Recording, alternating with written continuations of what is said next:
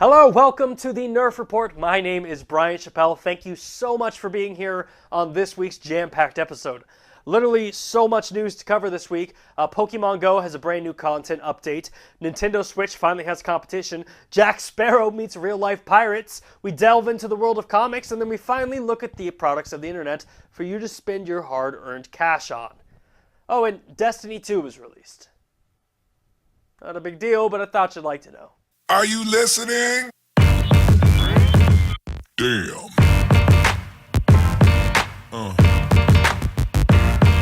Yeah. Yeah. Yeah.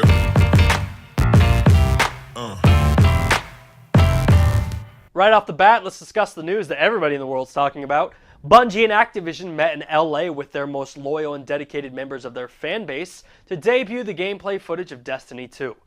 Destiny 1 debuted on September 9th, 2014, and since that day, players or guardians have completed in countless raids, strikes, or missions throughout the last 3 years. Destiny 1 reached its peak with the Taken King DLC and is currently closing out its final chapter with Destiny Rise of Iron.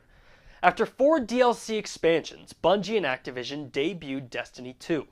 Bungie livestreamed the event in front of 400,000 viewers on their Twitch channel.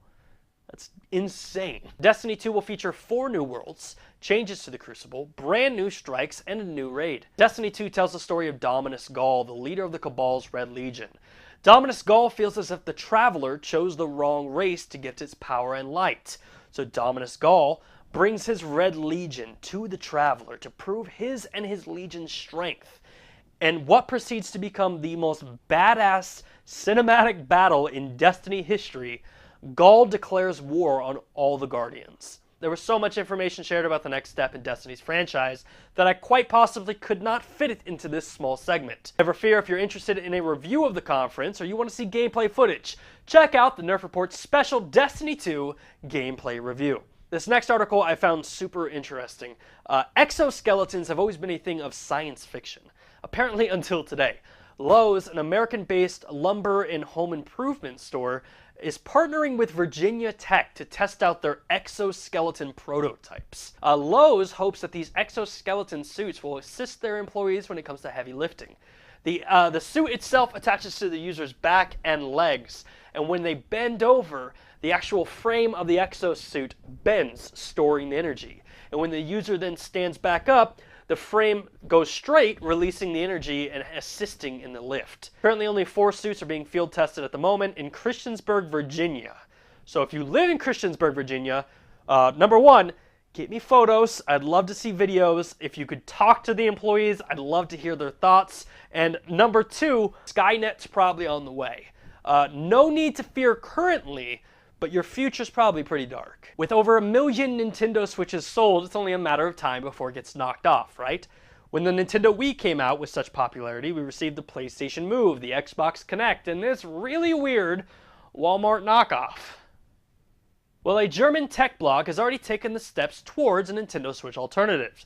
I present to you the PlayStation Switch. Curved has designed the PlayStation Switch to have an identical design to the Nintendo Switch, but it has some improvements. Instead of a dock, PS Switch users would have a jointed screen that attaches to a base that would allow the players to prop up the display and use the additional power from the hardware inside of the base of the unit.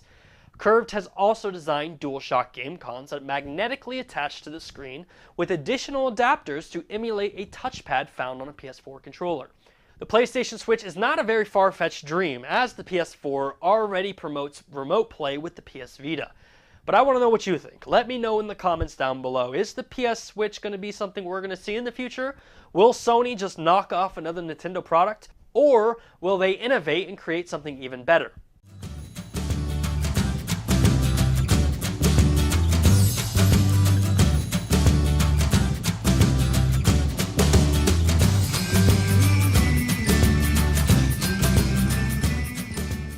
The internet is an amazing place, and every week, the Nerf Report, we like to search the bowels of the internet to find the best products for you, the viewer, to waste your hard-earned money on. This is a segment that I like to call The Internet Made Me Broke. In a match made in internet heaven, this next product is a must-own for any homeowner. The wonderful folks over at Lucid Mattress have created, wait for it, the Haram Bed. Ever wish that you could sleep in the arms of a silverback gorilla that was taken away too soon? The Haram Bed is expertly handcrafted with 100% authentic faux fur and a realistic life-sized gorilla arm for you to snuggle with. The Haram Bed is available in multiple sizes: twin, queen, and king Kong. And finally, let me set a scene for you. You're on the beach and you're playing with your friends and you're playing frisbee and someone says, "Hey, you know what we're missing? We're missing a Bluetooth speaker. Let's play some jams." If you ever find yourself in that situation, never fear. The disc jockey is your answer. The disc jockey, which is created by the wonderful people at Tucker Toys, will only cost you $24.99. Yeah, $24.99. And you can sync your phone with the frisbee and then toss it away to your friends. And I guess apparently the music goes with them, because in a certain distance you're not going to be able to hear it, but when it comes back to you, it'll be in a different part of the song. So that's, I don't know, it's weird, but it's the internet, so what are you going to do? And what is debatably Nintendo's most popular franchise, Mario Kart 8 has players around the world questioning why one of the gaming industry's most popular characters is missing. Sonic the Hedgehog, who often guest appears throughout many Nintendo titles, was kept off the list as a playable character. However, thanks to a very clever modder, the heated rivalry between Sonic and Mario can now bleed over to Mario Kart. That's right, players looking to play as their favorite speed junkie hedgehog can now do so thanks to Corbin57. The mod is currently running on the Wii U, but give it time, and I'm sure this will be available on the Nintendo Switch. The only question I have from this is, why does Sonic need a car? I mean, his gimmick is that he's genuinely fast, so he really wouldn't need a cart or a plane or a blimp or whatever the characters are riding in this series. Also, if Nintendo does decide to add Sonic eventually, I hope when you hit him with the blue shell, instead of coins, golden rings pop out. But that's me being a Sega fanboy. Deadline is reporting that a group of hackers has gained access to the 5th installment of the Pirates of the Caribbean franchise. The hackers are now demanding an enormous amount of money paid out in Bitcoin, or else they're going to release the movie in increments online. Disney has yet to comment on the situation, but this is not the first time that a hacker has stolen a studio's content. Last month, a hacker claimed to have stolen the latest season of Orange is the New Black and threatened to release it online if Netflix did not pay the ransom. There's just something weird about the fact that digital pirates are stealing a movie about pirates. Like, you guys couldn't have picked a movie that's a little less ironic to the situation? Pokemon Go has launched their latest in-game event titled Adventure Week. Adventure Week will feature an increased spawning of rock-type Pokemon. The game claims people looking for Ammonite, Kabuto, Aerodactyl, Onix, or Sudowoodo will have a better opportunity of finding the Pokemon during the event. On top of the increased spawning, Pokestops will have a better item drop ratio, and as if it couldn't get any better, you now have to walk shorter distances with your Pokemon buddy to gain candy. Pokemon Go is working on a slew of changes that include new exciting gym battles, raids, legendary Pokemon, thank you, and much more. Pokemon Go recently announced that it is currently hosting an active user base of 65 million trainers from around the world.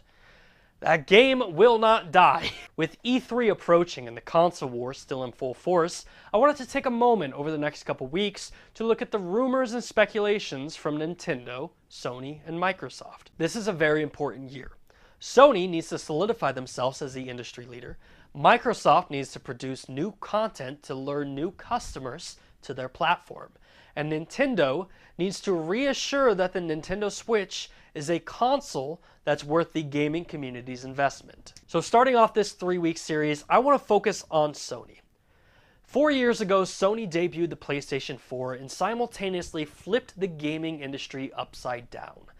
The PlayStation 4 was the console the industry wanted, and they single-handedly won the next generation console war. Sony debuted the PlayStation 4 as a direct competitor to Microsoft's Xbox One, and since that day, Sony has sold 62 million units worldwide. In the years that followed, Sony debuted exclusive titles like Uncharted, Infamous, Bloodborne, The Order, No Man's Sky, Horizon Zero Dawn. Sony also debuted a groundbreaking virtual reality headset with the PlayStation VR. And as if that wasn't enough, Sony debuted the gaming industry's first 4K console with the PS4 Pro.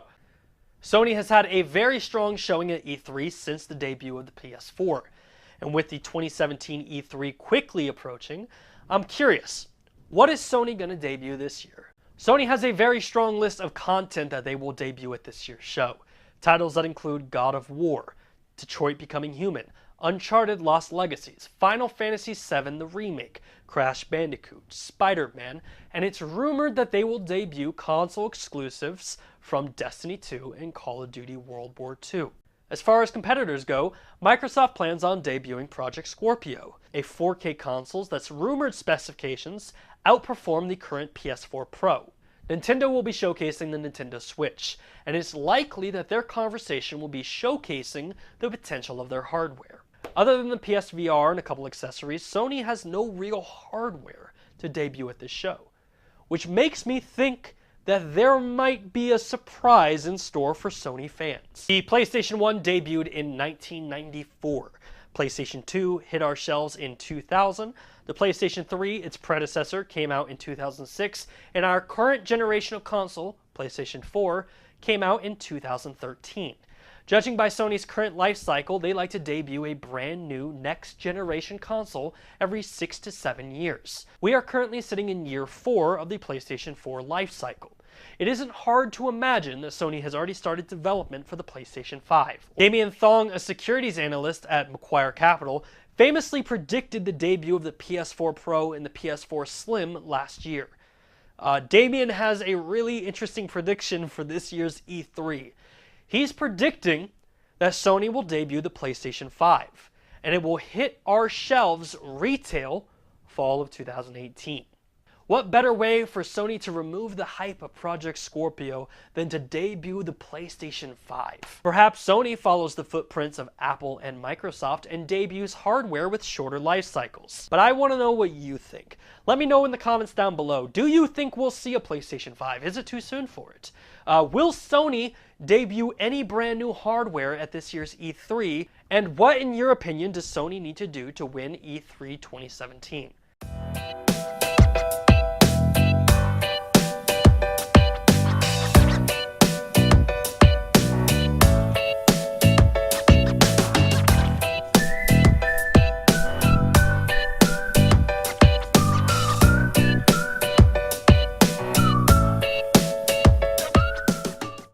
In today's world of comics, if you're not an Avenger or a member of the Justice League or someone fighting off hordes of zombies in The Walking Dead, unfortunately you don't get the same attention.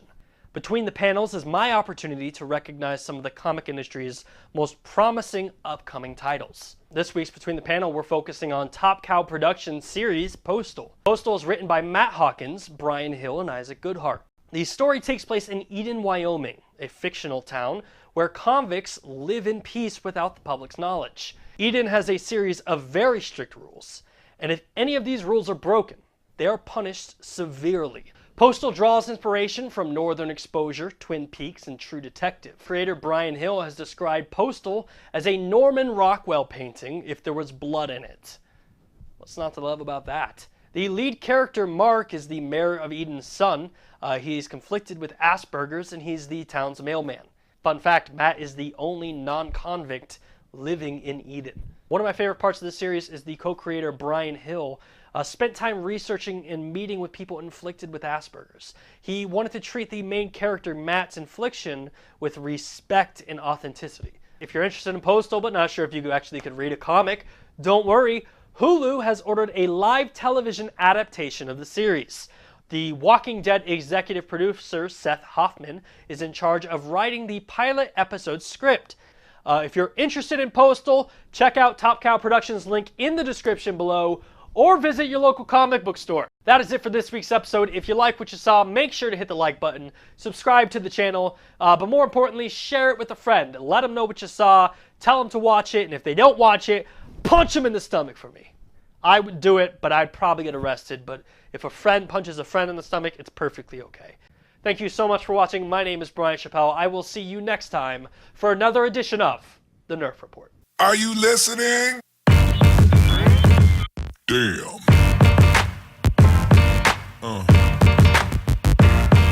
Yeah.